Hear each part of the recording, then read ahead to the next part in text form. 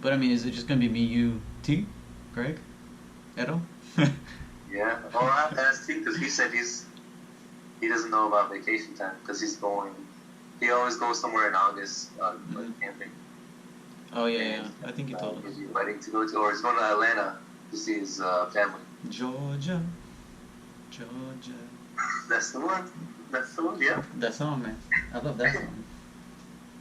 We on that road. Hey, you want to say or me? I honestly don't know. It's just a basketball league that I grew up playing. It's just a different league, like a different region. I don't know. It's like Ayo, but say yo. I don't know. I really don't know, honestly. I want to know why my internet is so lag. Nah, man, it looks like you're putting effects on. That's cool. Thanks. I don't know. Yeah. Let's see. Voice and video. Let's see. FaceTime HD camera. Let's. Yeah, I thought you wanted. Let's talk about a topic or something. Let's have something like a direction. Let's see.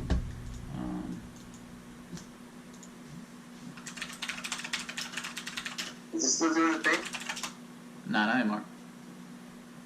But when I full screen, it does. You full screen it?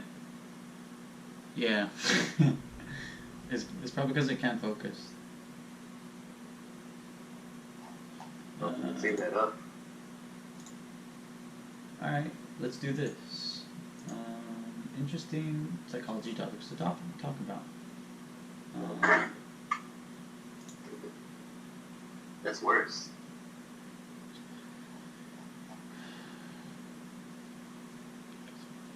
Okay. Let's see. Okay, so I'm on the site and it says it's most interesting psychology topics to talk about. And there's about, well, there's seven topics that seem pretty interesting. Okay. Oh well, we did self-affirmations on one of those. Alright, the first one, let's see. Mood freezing. Do you know what that is? No? I'm doing it right now. Oh, I thought you were just freezing, not your mood. No? Okay, you just widen your eyes. Because I'm in the mood. Let's see, this idea talks about the importance of releasing one's anger. By releasing the anger, you get rid of that negative emotion. It's commonly called the catharsis. This term was popularized by early mental health professionals, including Freud. Throughout the decades, experts had been able to conduct scientific investigations on the benefits of being able to free one's anger. Several studies, researchers usually apply placebo effects. The results have always been fascinating. People who believe that the pill could lessen their anger claim to be better after the experiment. But getting rid of your hostile emotion does not need a placebo. You can apply other psychological defense mechanisms to release your anger, or you can divert your attention to other socially acceptable behaviors to make you feel better. Sublimation is a common way of diverting your anger into something productive. This may involve engaging yourself in other activities such as journaling, playing games, playing musical instruments, etc. In these activities, your energy is spent on socially acceptable activities instead of releasing the anger in a hostile way.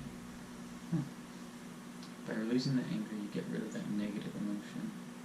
Mood freezing. I didn't know that's what it's called. Mood freezing? Huh.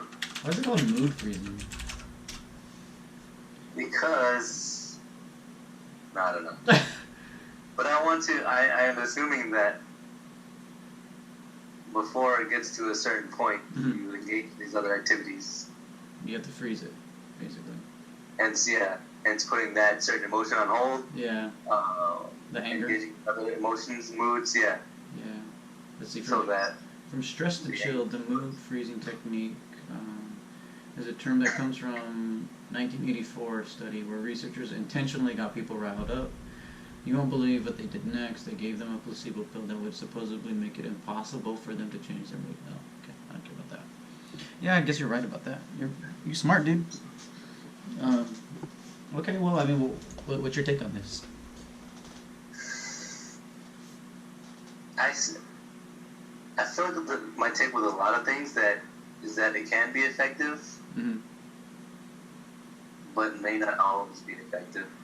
Well, what's your take on this whole releasing that negative energy or then that negative emotion or something? Because I think that was the main point about this mood freezing technique or something, being able to release this negative emotion, I guess. Yeah. Um, I feel like there are a lot of practices incorporated mhm. within that. Within, You know? yeah, within releasing all this Yeah. anger or whatever. So in order for that to happen, you need to acknowledge that you are going through a certain negative emotion Mm-hmm. that is not desired, undesired negative emotion, and you are trying to release it. Mm-hmm. And you can only actively release it by being aware of how you're feeling in that moment. Yeah, because you have to acknowledge it right then and there. Right. I get it. Do you think a certain type of person does this more than others, or is it a learned ability? Is it something that's just innate? I mean, If anything, I feel like it can be a learned ability. yeah. Just like how when we grow up, we learn to inhibit ourselves or to control our Mm-hmm. prefrontal cortex. You know. But the It's decisions what and we- everything. Yeah. Yeah. I think everything can be learned, honestly. Yeah. Some things are innate, like just like your potentials, or like where your max abilities lie, or the ranges. But I think everything can be learned, in my opinion. Yeah. I believe so too. But I also believe that there are different learning curves for each person, so it might take Mm-hmm. someone Longer. very long to learn this Yeah. technique, whereas another one might be effective. Yeah, masters in like a day or something. Yeah. Yeah. Okay, mood freezing. Okay. Learn something new. Let's see. We already did self-affirmations on one of your Chasing Normals. Everybody go check out Chasing Normals. That's Yeah. podcast coming out. Look more official, right? Yeah. Let's It's not see. doing anything. 3. Hindsight bias. Hindsight bias. Hindsight bias. Yeah? You want to talk about this? That's that 2020 hindsight. Is it? I only have 10/20. I don't know. So the way they define it is hindsight bias is a behavioral tendency wherein a person tends to predict the consequences of a behavior. The prediction, however, usually stems from personal views and opinions. This is the reason why it's called a bias. Most people employ this type of false act. If this includes you, don't worry. Sometimes I am guilty of this too. Can you avoid this tendency from happening? Yes, every behavior is something that can be modified to some degree. What you can do is to base your judgment on facts and not on pure intuition. You agree with that? No? I'm probably prone to doing that myself sometimes. Take your own side. Yeah, that's okay. Yeah. Nothing wrong with that. But it's like, I think it's human nature to do that. I don't know, what do you think? I think it's human nature to always want to take your side at first. And Yeah. then going back to that mood freezing type of thing where you have to learn, like, okay, what's the situation, what's coming out of it, what's happening, and just actually knowing all the facts or all the details about that particular situation so you can actually make a sound judgment. Yeah. Because I know when I was younger, I would do this a lot. Like a lot. But as I grew up, I was kind of like, okay, well, you gotta grow up, you gotta mature, and then just accept things for what they really are. Like the facts are facts. You can't really argue with facts, or kind of like how you can't argue with numbers, you can't argue with facts. So yeah, I mean, I believe in it, but I've learned, I've learned to keep the facts in check, even if it's on my side or not. So, well, Do you think it's... Hmm? This might be like a, I don't know. Go ahead, we're freeballing. I'm thinking. Do you think it's necessary to always consider the facts? I think. But there's certain levels of seriousness in a conversation, in dialogue. Yeah. And sometimes I'm just like, you and me can be messing around, Mm-hmm. and I can make these quick assumptions. Yeah. And like, do I always have to should you always consider all the facts, even given context, or is it something that's played by ear? I think it's played by ear, honestly. There's a whole lot of variables that come into play too, because like you gave us as like an example, but we're really good friends.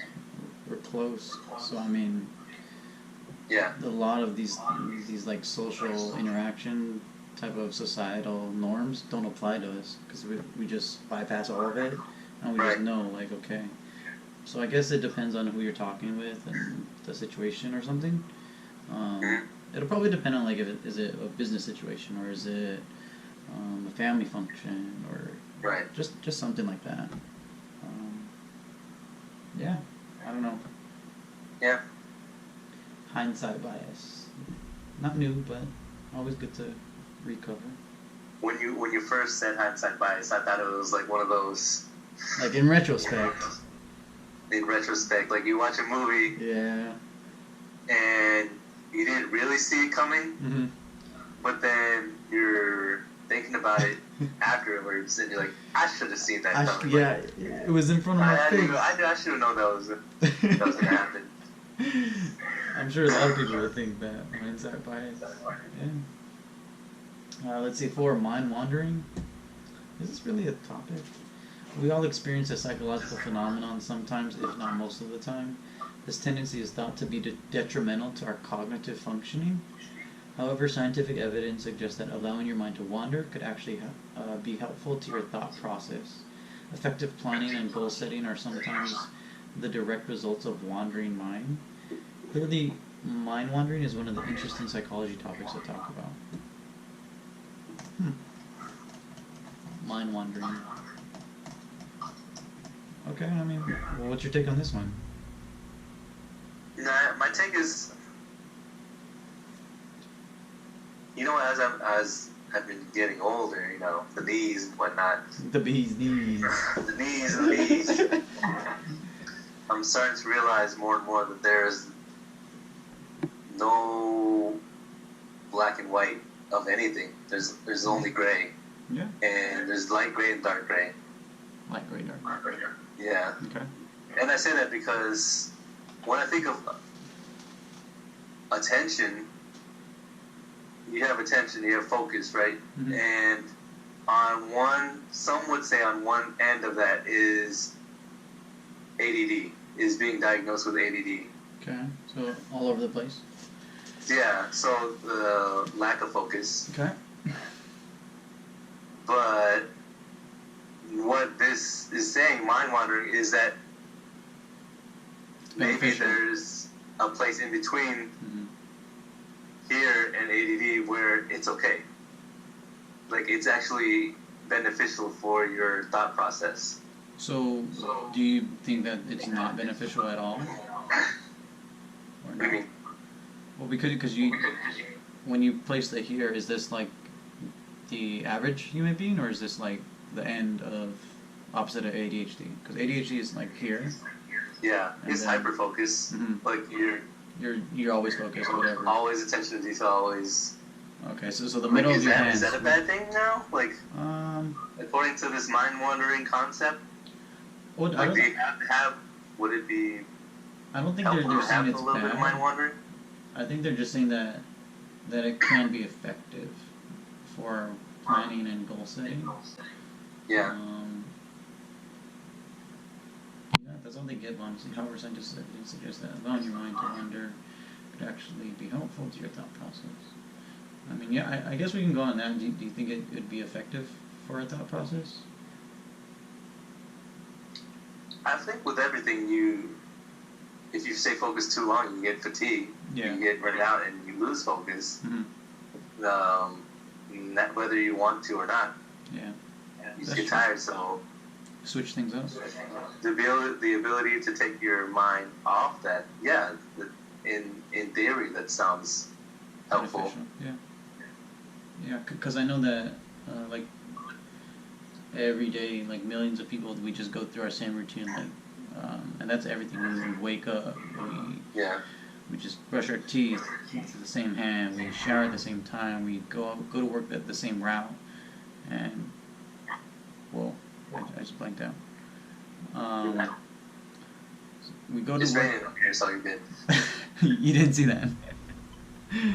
People they take the same route, they do all that type of stuff, and I think a couple studies shown that like even if you just vary your schedule up a little bit, just like maybe brush your teeth with your opposite hand that you're not used to, like you actually force your brain to work more, to produce more neurons or something along those lines, to keep you more engaged and more alert. I know I do that with like work. When I used to work far away, I used to alternate between the freeways and then the streets, and then I would coincide them together. Maybe like I'll do streets first and then freeway, or freeway first and then streets, just to always just keep my brain thinking on their toes. Yeah. So, What you're describing and what I'm gathering from what mind wandering is is a little different, because you're consciously making that effort to break your routine. Oh no, yeah, I was just relating it back to like how it can help the brain in terms of not getting into that one typical mind way of thinking. Yeah. Like, Yeah. That's completely different. But like I guess mind wandering is just like I think of it and I like picture just someone like drooling like with their mouth, just like I don't know. Oh yeah, that's beneficial 100% of the time. That's totally not it, but that's how I first pictured it when I first read it. But yeah, no, I think it could be beneficial too. Yeah. Let's see. 5, double foot in the door. What the? Dang, What not is just this? one. Just but 2, right? You're hopping in that door, bro. Hoppity hop. Let's see. The foot in the door is a popular concept in social psych, which pertains to how you can make someone accept or positively respond to your request. Is this the one where it's like if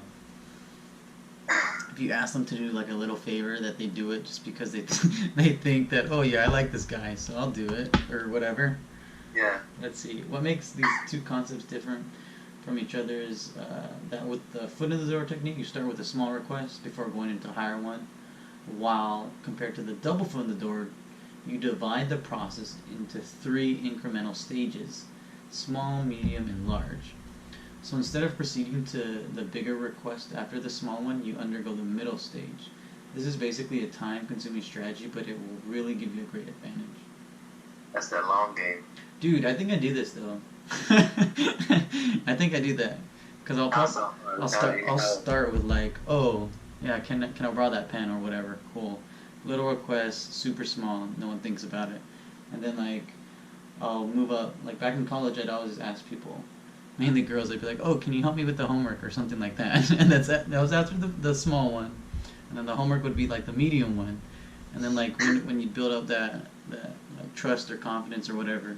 They're like, oh yeah, maybe you can give me your number and we can just like hang out or something, crank out this homework, blah blah blah, whatever, yada yada yada.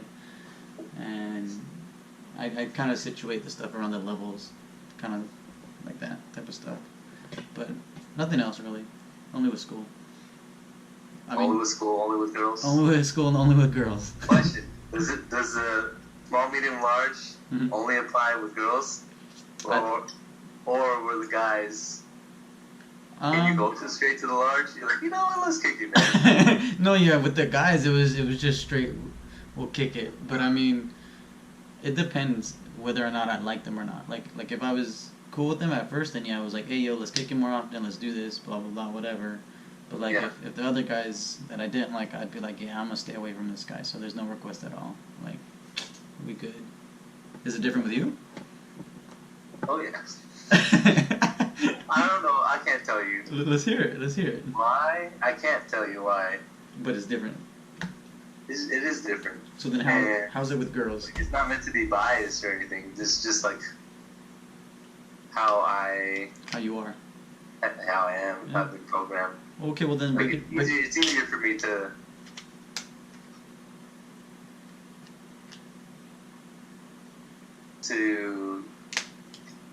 confront guys Mm. about like anything, Mostly, or yeah, ask them to chill, ask them to hang out, yeah. compared to girls that.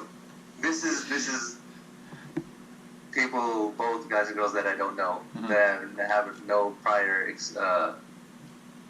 exchange with. Yeah, social or, interactions with. Yeah, interaction. Mm-hmm. Okay, well then, what's the process with girls then? Like, it doesn't matter if. Okay, we'll say you just met a girl. Cool. What would be that process? Is she cute? This is not how Patrick is, guys. He is not Anyone like that this. knows. Anyone that Hey, yo, knows. what's up, baby girl? What's up? Hey, yo. Mm. This is not Patrick. I don't know. Like, I mean, so do you do like any small requests? Like, I feel like people would get misinterpreted. With I like, small don't requests. even label it into a request or anything like that. It's just I am not. Well, I guess with both guys and girls, I'm not like inclined to say to someone that I don't know, Mhm. "Hey, you want to work on this homework?" Really? Huh. Cause I remember some of my classes, like with the dudes that I was cool, like with Nathan or something like that. Yeah.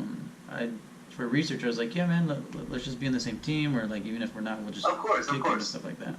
So Yeah. There's some of those moments. some. Okay, well. It's just the initial. Right. I'm not. I guess the initial interaction with someone is not my strong suit. It depends. I'm pretty sure. Well, I mean, because between us, it wasn't. Well, it was on the basketball court, so there wasn't that much interaction. But I mean, the first time in what's his face's class, Dr. Adams. What's his face's class?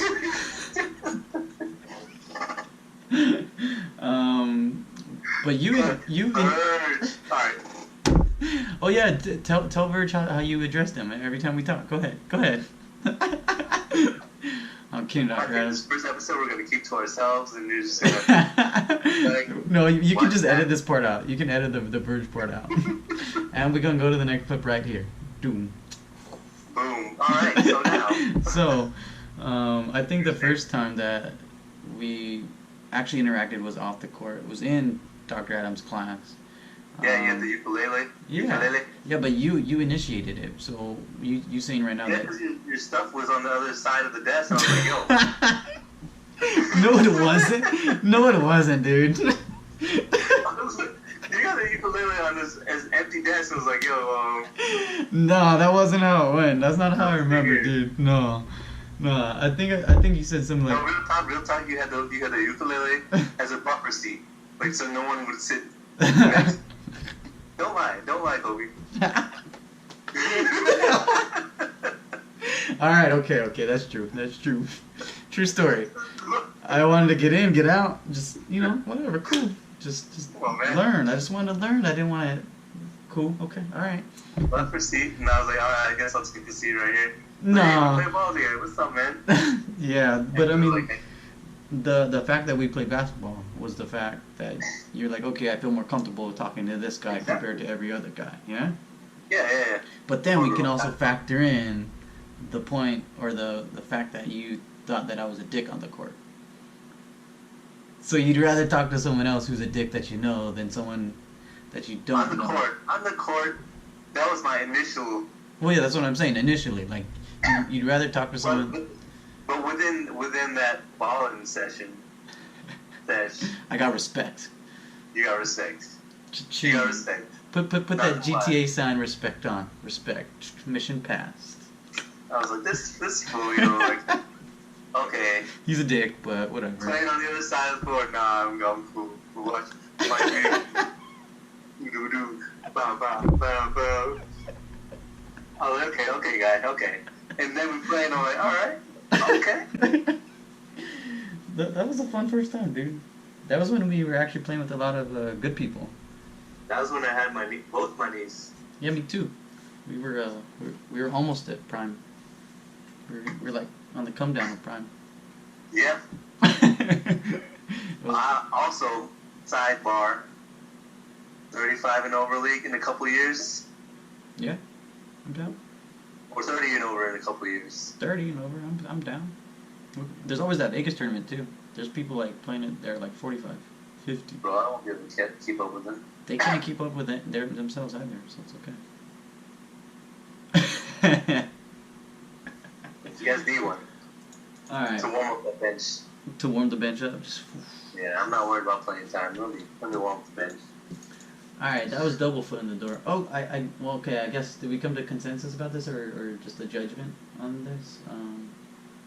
I feel like, yes, but I feel like it's just one of those. It's one thing to do it without without putting a label on it. Well, regardless, they're doing I it. feel like, huh? Regardless, they're still doing it, even if it's labeled Yeah. or not. Well, but it's another thing to do it or to read about it and then do it. Yeah, That's like manipulation right there. yeah. I mean, there's a lot of things I But- can say about that, but I'm gonna just say yeah.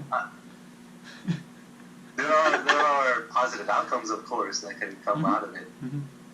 So, but it's still a form of manipulation. Like, you have an end goal, basically. Okay, I guess the bottom line for me, or question for you would be, do you side with more the 1 foot in the door technique or the double foot in the door? Personally, I'm probably with like the big toe in the door. What? The big toe. So the 1 foot, okay, the 1 foot in the door. No, not even the whole foot. The big toe. So what do you say? Hey, what's your name? I'm super slow gaming. Do you mind telling me your name? is that what you do? The big foot is the double eye contact. The double? No, double eye contact? Oh, Big okay. foot is the double eye contact. Oh, You know? oh, he's not looking, no. He's not looking. Oh, what's up, dude? What's up? Hey, yo, chillin', dude. Is he taken? I think your uke's right here. The uke. I hit you with that big toe. All right, okay. Cause I know I'm And more but double I'm foot. still playing the long game. I haven't even made that large request to Kobe yet, so. Are you serious? Not gonna lie. Cause every What? time man, what is this bull? That's bull. Be on the lookout, man. Just letting you know that large request is coming. Hey, I'm gonna deliver on that one. Let's see. The 6, the Dark Triad. What the heck? Oh, yeah. It sounds dark. The Dark Triad is That's one of the most. psychopathy and Machiavellianism. Really? Let's see. It's one of the most interesting psychology topics to talk about, especially in the internet era. Narcissism.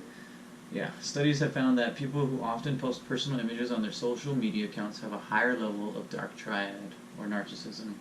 The dark triad of personality is actually the combination of 3 personality traits.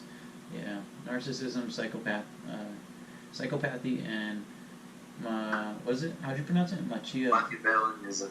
Machiavellianism. These traits are considered to be undesirable or bad, but these traits do not always predict negativity in those who have these personality types. In fact, some longitudinal studies actually found that people who have a higher level of dark triad personality tend to achieve a high level of success. Yeah. I mean, I guess I could see that for the high level of success. Like, you always have to focus on yourself and just be like, am I getting the most out of this? Yeah, but that's also. Go ahead. Sorry. No, yeah, that's all I was going to say. So, yeah, but what else? Factor in what? I feel like, of course, it makes sense that you are more successful because you know how to look out for yourself. You know how to manipulate each situation. You know how to read people so that you can get your desired outcome. Well, okay, some people don't know how to read people, and they just go Rambo, and they're like, eyes closed, I want to do this, or I want this, and they might not know how to read people. So what do you say to those types of people? I feel like with everything, there's like the spectrum of The taking good? psychopathy, Machiavellianism, narcissism. And if you have certain traits which are being able to manipulate situations and looking out for yourself and being selfish, They all coincide. then yes, that would lead to more personal success. Yeah, because you alter the situations in your favor. Yeah. I never heard that Machiavellianism. So, what is that? Oh, let me look that up. Machiavelli. Machi, not Machi. Machiavellianism. Okay. Refers to a personality trait which sees a person so focused on their own interests they will manipulate, deceive, and exploit others to achieve their goals. See, that's what I'm saying. Like, Oh, so you're just focusing on Machiavellianism. yeah. Well, with psychopathy, you, and the narcissism,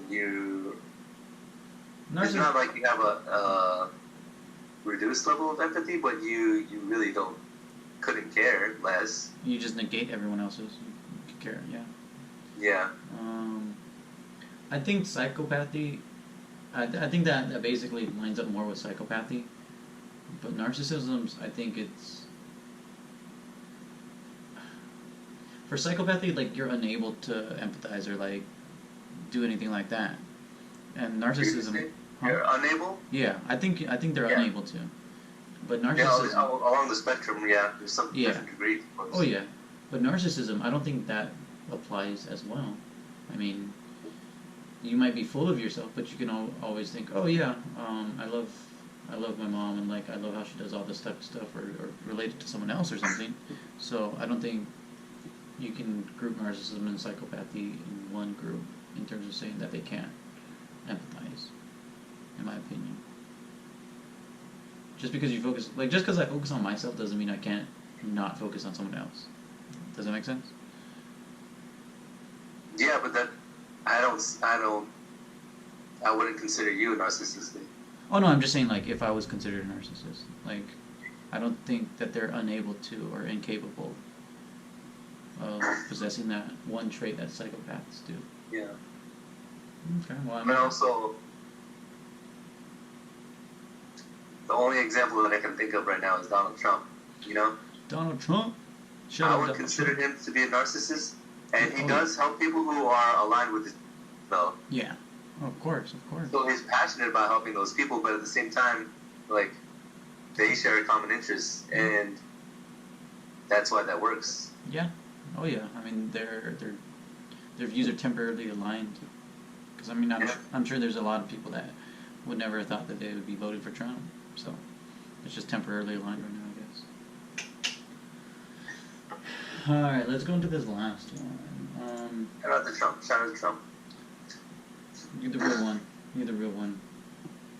Hope you're doing I don't know. good job. Hope you do the best job. Hope you know what your job is. Okay, last one. 7. Fear of happiness. Ooh, this is a good What one. does it say? Seer? Fear of happiness. It's a good one, isn't it? It's like the self-fulfilling The prophecies. prophecy. For thousands of years, humans have long been pursuing happiness. Everyone wants to be happy. As a result, we do everything we could just to feel better. But this is not the case in some cultures. Some people in certain cultures actually fear happiness. Why? Because what their culture tells them. When they feel good, they are afraid that something will go very wrong. Happiness for them signals bad luck and tragedy. There you go. You learn. Oh, okay, fuck it, math. So I guess fear of happiness. Some people are taught it in their culture. Some people think that when things are going too good, life's. Actually, no. It's a good one because I hear a lot of people saying like, "Oh, life's going too good right now. Something bad's gonna happen." And I'm sure you probably heard people say that, Yeah, or like Instagram. of course. Yeah. Do you believe that? Do you think that's part of like karma, or what do you think is going on there?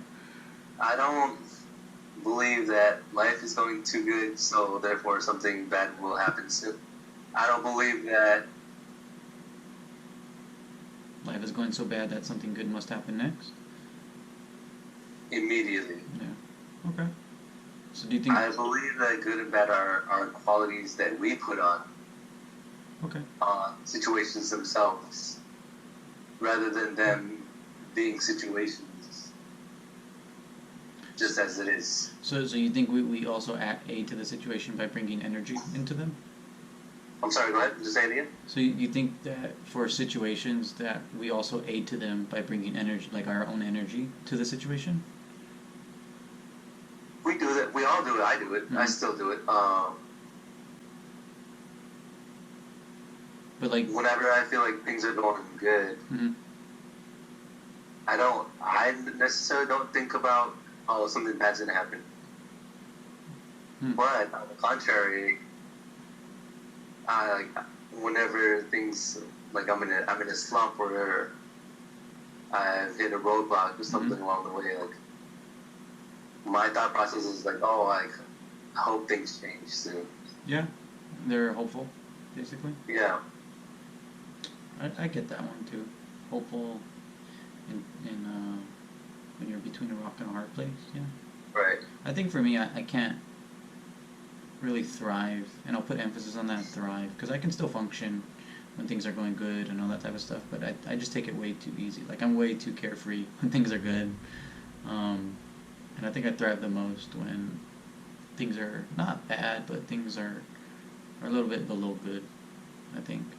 Just Why do you say that? that just lights a fire under me. Like, I don't want to be here. So what am I gonna do? Am I just gonna stay here? Cause like when things are good, like first week when I moved into this apartment, I was chilling, dude, just like nothing, chilling, whatever, cool. Yeah. But like, I don't know. I think for me, it's better when when I'm put under pressure, where there's like not time constraints, but there's just out external factors, or not even external factors. I would say, just factors that aren't in my favor that make me work harder. Because I mean, if not, I'm just chilling out. I don't even put any effort into it.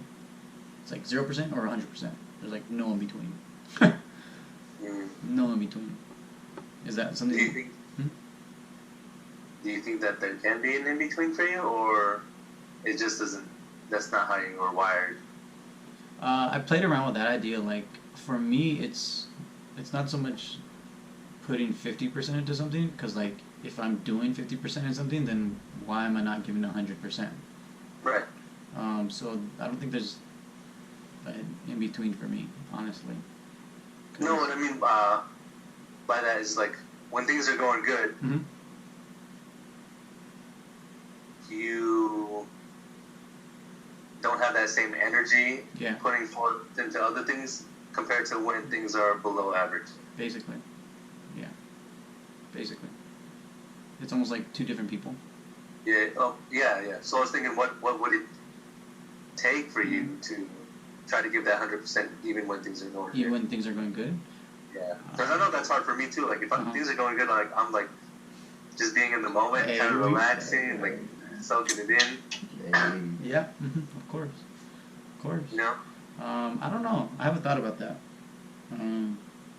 I just know that I do better when I'm in a rock and a hard place. What about you? Have you figured that out?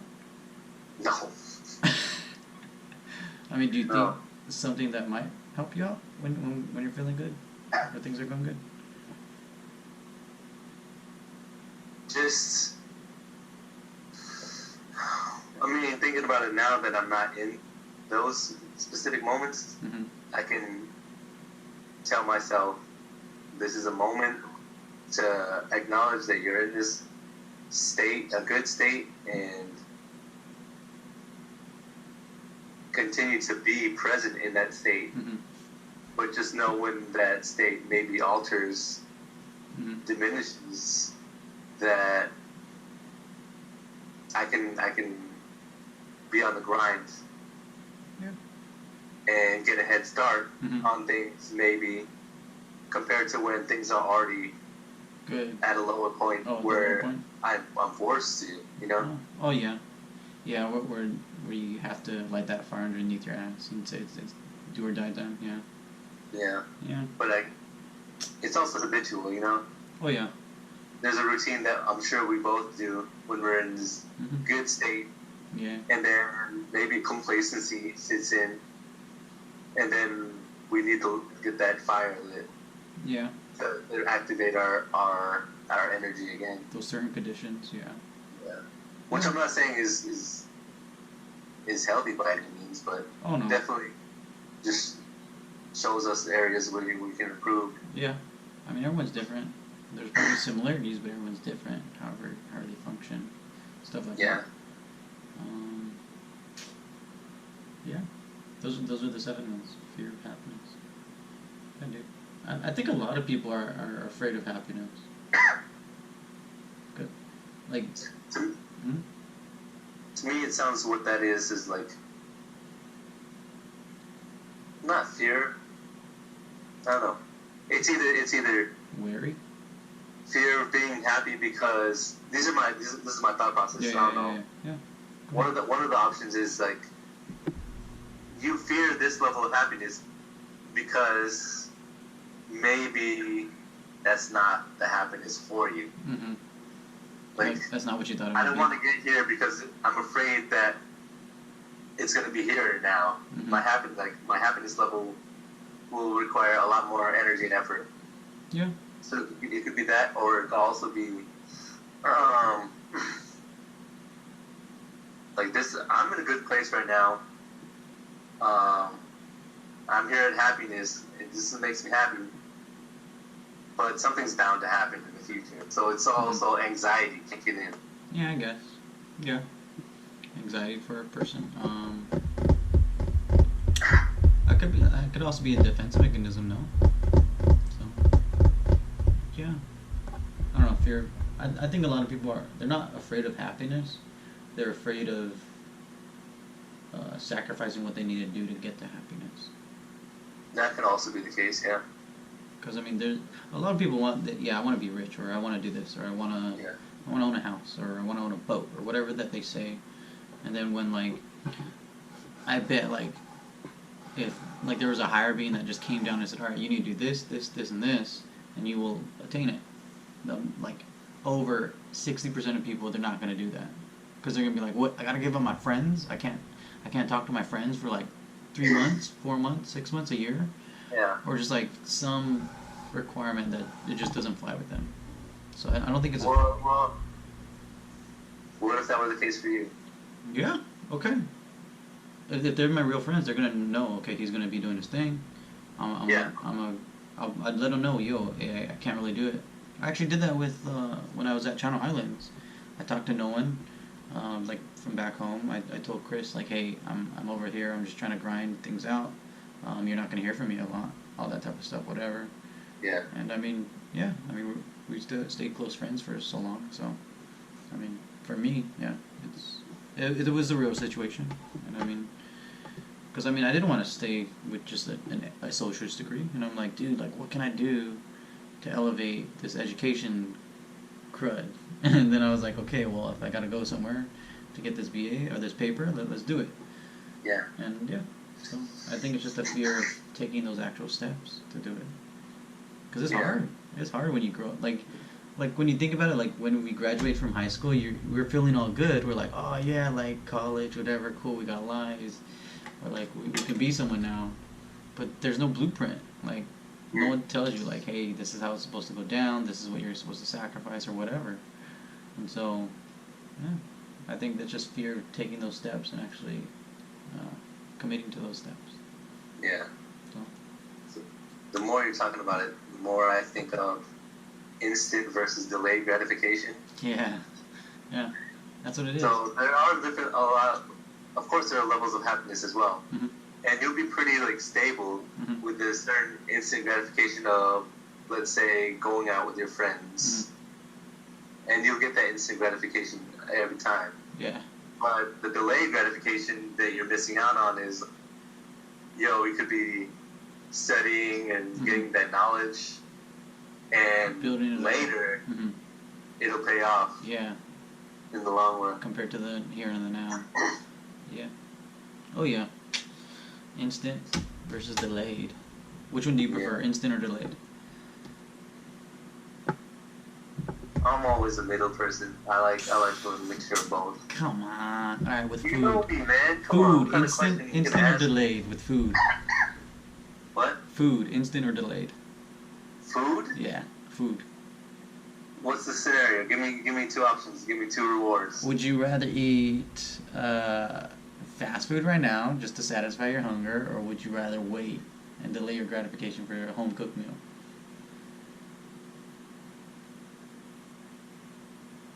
Depends on my mood. Bruh! Depends. Right now, I can wait. I'm good.